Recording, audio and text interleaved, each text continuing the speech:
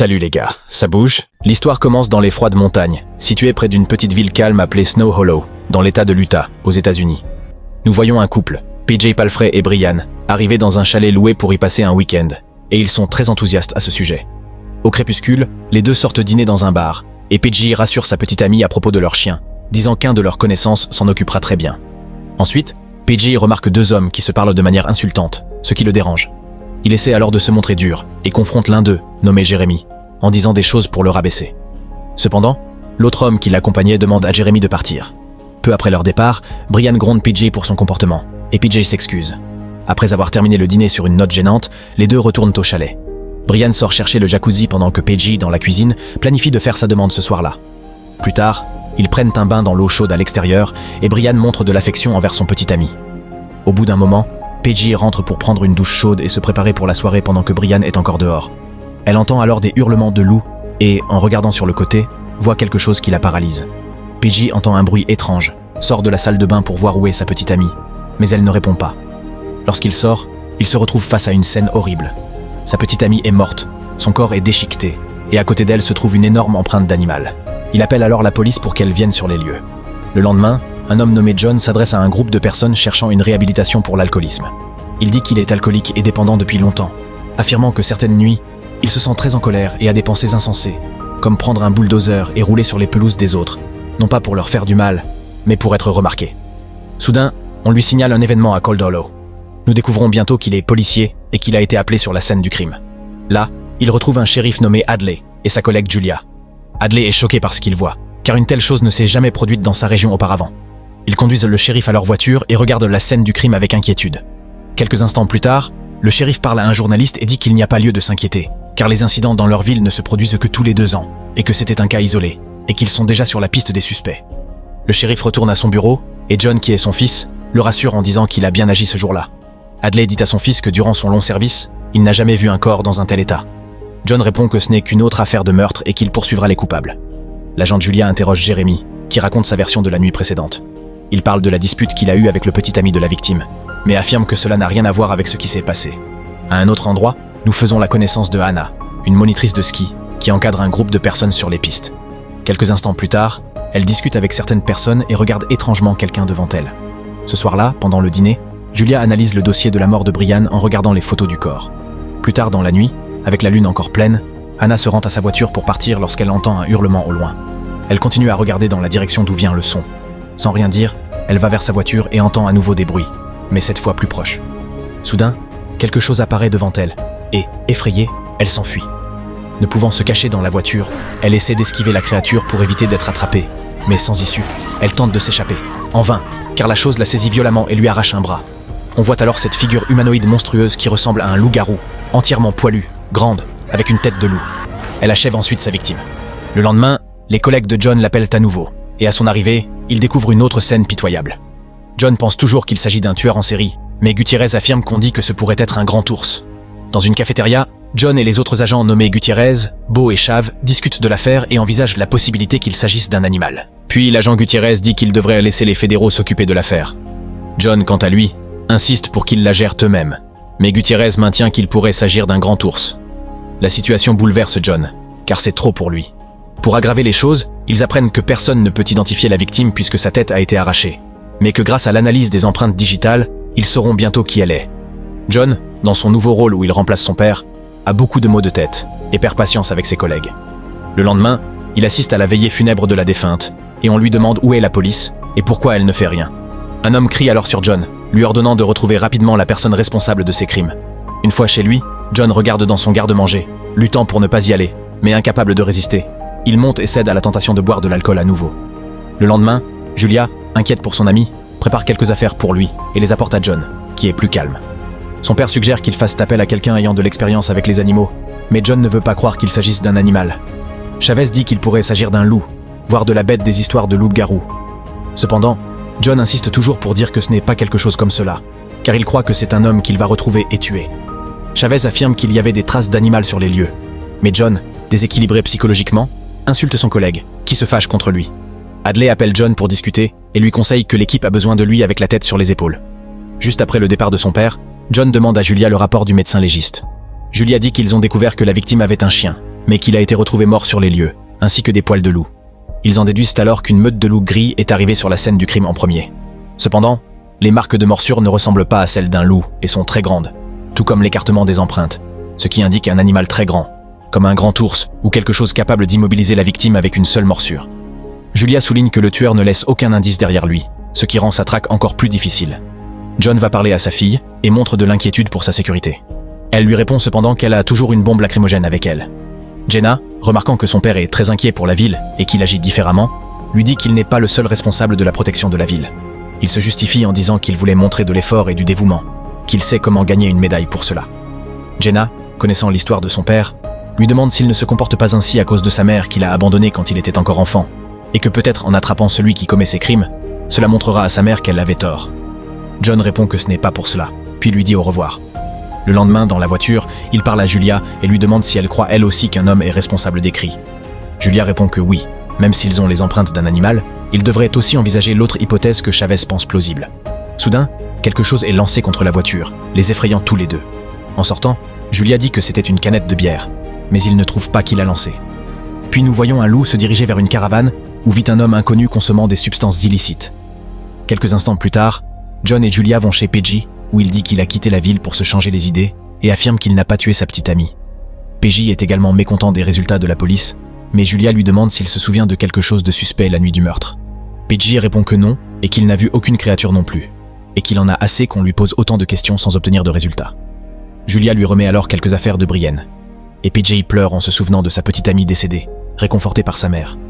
Julia le laisse, et avant que John ne parte aussi, PJ lui demande que s'ils trouvent un suspect, il ne l'arrête pas, mais qu'il le tue. Dans un restaurant, une femme nommée Liz est avec sa fille, attendant que la nourriture arrive, lorsqu'un homme entre et commence à entamer une conversation avec elle, la complimentant ainsi que sa petite fille. À un moment donné, il parle de sa voiture dehors et elle trouve cela très suspect, puis décide de se plaindre au serveur parce qu'ils n'ont pas retiré l'oignon. Mais en réalité, Liz demande qu'on appelle la police.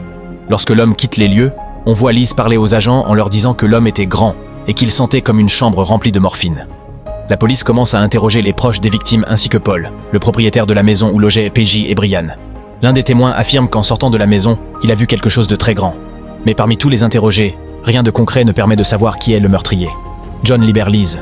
Une autre femme entre alors et prétend savoir qui est le loup-garou de Snow Hollow. John va voir son père et découvre qu'il a un grave problème de santé, mais qu'il insiste pour continuer à travailler. John devient alors encore plus stressé, car il a déjà trop de responsabilités, et maintenant son père refuse de prendre soin de lui-même. Pensant que ce n'est pas si grave, John déclare qu'il ne peut pas gérer autant de stress et que se réveiller au milieu de la nuit en pensant qu'on va l'appeler pour lui dire que son père est mort ne l'aide en rien. Par une nuit de pleine lune, Liz, rentrant chez elle, croise un cerf en plein milieu de la route. Imprudente, elle sort de la voiture avec son arme pour aller voir ce qui est arrivé à l'animal. Elle remarque une empreinte humaine ensanglantée sur l'animal. Puis, entendant un bruit, Liz se retourne vers sa fille restée dans la voiture. À ce moment-là, elle est terrifiée en voyant une créature monstrueuse près du véhicule. Elle tire plusieurs fois sur le monstre, mais en vain. Malheureusement, la mère et la fille sont tuées par la bête. Le lendemain, John se rend sur place et remarque que quelqu'un est revenu pendant la nuit pour retirer la peau de l'animal là où se trouvait l'empreinte. Furieux, John assiste à un nouvel enterrement des victimes de ce même tueur. Chez lui, il aide sa fille à se coucher, puis va boire. Toujours frustré de ne pas avoir résolu l'affaire. John boit quelques bières et, insatisfait, se rend à la salle de bain où, étrangement, il boit du rince-bouche.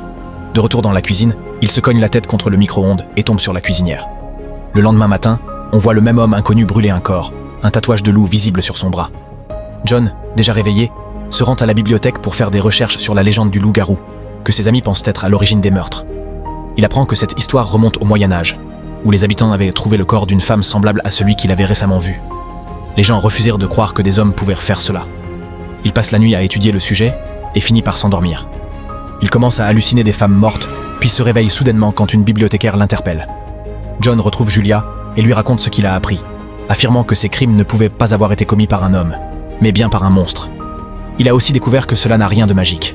C'est simplement un humain qui, lorsqu'il voit la pleine lune, devient extrêmement enragé, ce qui suffit à changer son comportement. Julia, cependant, se moque de lui. Entendant cela, John commence à se demander pourquoi les victimes sont toujours des femmes, jamais des hommes. Il est alors appelé pour écouter un message laissé par un homme qui avait parlé avec Liz au téléphone quelques jours plus tôt. Il prend alors son téléphone et part à la recherche de plus d'informations. John se rend à l'endroit d'où l'homme avait passé les appels, mais Chavez ne trouve aucune empreinte. Très stressé par le travail, John crie sur son collègue et lui ordonne de continuer à chercher. Le journal télévisé annonce qu'un couvre-feu a été décrété dans la ville de Snow Hollow à cause des crimes non élucidés. Le shérif Hadley donne des instructions à ses officiers sur la manière de se comporter en cette nuit de pleine lune. Il soupçonne que le tueur réapparaîtra ce soir-là. Il prévient tout le monde d'être prudent, car cette traque sera dangereuse. Une fois les agents partis, Hadley se sent mal. John veut appeler un médecin, mais le shérif insiste en disant qu'il va bien et qu'il veut les accompagner. Cependant, John insiste auprès de son père pour qu'il ne participe pas à cette opération risquée à cause de sa maladie. Finalement, il accepte la demande de son fils et le laisse partir sans lui. Avant de partir, John demande à la secrétaire de la police d'appeler une ambulance pour son père. Puis, il s'élance à la recherche du tueur, ou de ce qu'il est vraiment. Pendant ce temps, Jenna, comme beaucoup de jeunes filles un peu naïves de son âge, se montre à son petit ami Brock lors d'un appel vidéo, puis l'invite à venir chez elle car elle est seule. Il accepte, et bientôt, les deux commencent à s'embrasser dans une voiture. Mais en voyant une dame s'approcher, Brock préfère s'arrêter. Jenna va voir qui est la femme, et comprend qu'elle est en train d'appeler la police, alertant le couple sur quelque chose qu'elle a aperçu et qui l'inquiète. Soudain, Jenna aperçoit le loup-garou, qui attaque immédiatement la voiture avec une force monstrueuse. John est alors alerté d'un incident et se rend sur les lieux. Pendant ce temps, Jenna et Brock sont attaqués par la créature et sur le point d'être capturés. Heureusement, John arrive à temps et tire sur la créature perchée sur le véhicule. Celle-ci prend la fuite tandis que John continue à tirer, mais il entend sa fille, l'aperçoit et va l'aider. Brock, quant à lui, a fui les lieux. John s'inquiète de l'objectif de la mission et se dispute avec sa fille, lui reprochant de ne pas être resté en sécurité chez elle. Elle lui reproche en retour leur relation tendue, son absence, et lui demande de l'emmener à l'hôpital car elle saigne. Alors qu'il s'apprête à partir, John entend des coups de feu, mais refuse d'aller aider son coéquipier qui demande du renfort. Peu après, Julia arrive sur les lieux avec d'autres policiers. En arrivant, elle découvre un policier mort et reste choquée par la scène. John veille à l'hôpital auprès de son père et de sa fille, tout en consultant le téléphone de Jenna. Il découvre sa relation toxique avec Brock. Il se rend alors chez le jeune homme, entre dans sa chambre et l'agresse violemment. La mère de Brock tente de s'interposer en utilisant du gaz poivré, avant de se rendre compte qu'il s'agissait de l'officier John. Il se lave alors les yeux avec du lait pris dans le frigo. Ensuite, il retourne à l'hôpital où Julia est déjà présente avec Jenna. On lui annonce alors que Hadley, son père, est décédé. John s'enfonce encore plus dans son addiction et se fait exclure de son groupe des alcooliques anonymes. De retour chez lui, Jenna retrouve son père ivre et sale.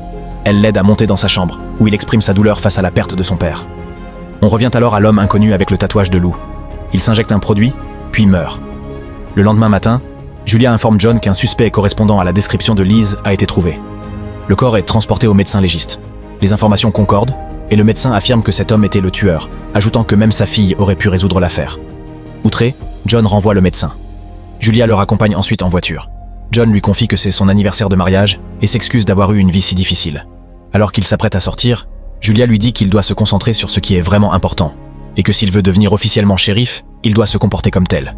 Après cela, John retourne en cure de désintoxication et présente ses excuses à plusieurs personnes. En poursuivant ses recherches, Julia reçoit un appel de PJ, qui explique qu'un objet ressemblant à une grosse seringue ancienne a été retrouvé parmi ses affaires restituées. Il leur signale l'objet, car ce n'est pas à lui. Julia comprend alors qu'ils sont passés à côté de quelque chose et raccroche immédiatement. Pendant ce temps, John se rend chez Paul pour lui rendre certains objets. Paul lui demande de patienter, mais John entre et le trouve assis. Paul lui propose un café et lui parle de l'enquête, qui semble close aux yeux de tous. John explique que le principal suspect est passé entre les mailles du filet. Alors qu'il s'apprête à partir, un doute le saisit. Il revient sur ses pas, et Paul ne rouvre pas la porte. John lui demande alors sa taille. Paul hésite avant de se lever. Il dépasse les 2 mètres. Paul referme aussitôt la porte, et John comprend qu'il s'agit de l'homme inconnu qui suivait Liz. Il appelle des renforts, mais voyant qu'ils tarderont, il décide d'entrer par effraction. Dans une pièce, il découvre des outils de découpe. Paul surgit, le blesse avec un couteau et se montre d'une violence extrême. Lorsque les renforts arrivent, Paul s'enfuit. John prend son arme et part à sa poursuite. Paul l'attaque de nouveau, et on découvre enfin la vérité. Paul ne se transforme pas, mais revêt un costume de loup, et avec sa taille impressionnante, effraie ses victimes avant de les tuer. Bien que blessé, John le poursuit dans la forêt, mais Paul le frappe à plusieurs reprises. Heureusement, Julia arrive à temps et tire sur Paul, le mettant à terre. John, décidé, l'achève sans hésitation. John s'effondre ensuite à cause de ses blessures, et Julia le secourt. Les jours passent, et l'on voit Julia dire au revoir à Jenna. Désormais nouvelle shérif de Snow Hollow, elle laisse Jenna avec John, qui a survécu. Ému, John fait ses adieux à sa fille, désormais étudiante en danse à l'université, et lui recommande de bien prendre soin d'elle. Puis, après l'avoir laissée à l'université, il reprend sa vie. Assurez-vous de vous abonner et d'activer les notifications pour voir plus de vidéos comme celle-ci. Merci d'avoir regardé.